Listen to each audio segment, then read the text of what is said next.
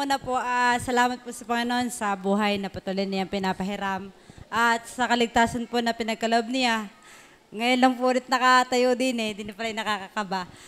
Salamat po sa Panginoon sa biyaya na nakakapagpatuloy. Ito nga po na biyaya po yung makapagpatuloy sa kanya. Kasi hindi po lahat tayo ay nakakapagpatuloy. At yun, salamat po sa Panginoon. Simula 2002 until now ay kami po ay nandito pa. At salamat po sa biyaya ng Diyos na kami ay patuloy niyang pinagpapala, hindi naman po pinagkukulang. At salamat po sa biyaya ng Panginoon na na patuloy niyang binibigay sa aming pamilya. Dito po sa mga kapatiran, yung iba po ay matatagal na din dito ay, nakakaba dito. Ako yung kinakabahan. Yan. Yung iba po ay matatagal na dito, yung iba naman po ay mga bago. Salamat po sa biyaya ng Panginoon na simula nung tayo ay nasa loob pa, hanggang ngayon po ay tayo sama-sama dito.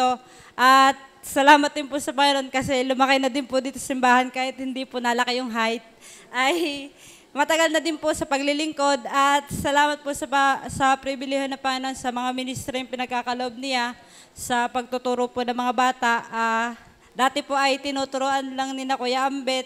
Ngayon po ay nakakapagturo na din. At masaya po palang makita yung mga bata na tinuturuan mo nun ay nagpipreach na, gaya ni na Andrew, ni na Ronan, ni na po.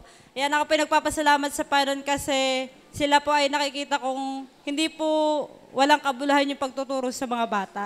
Yung ministry po ng pagtuturo sa mga bata kasi nagbubunga po talaga. At salamat po sa mga bagong member. Nawa po ay kayo ay patuloy na magpatuloy sa Panginoon. At salamat po sa buhay ng bawat isa. At yon, salamat po sa Panginoon sa kanyang maraming biyaya na hindi masabi. At yun po, salamat po sa Panginoon.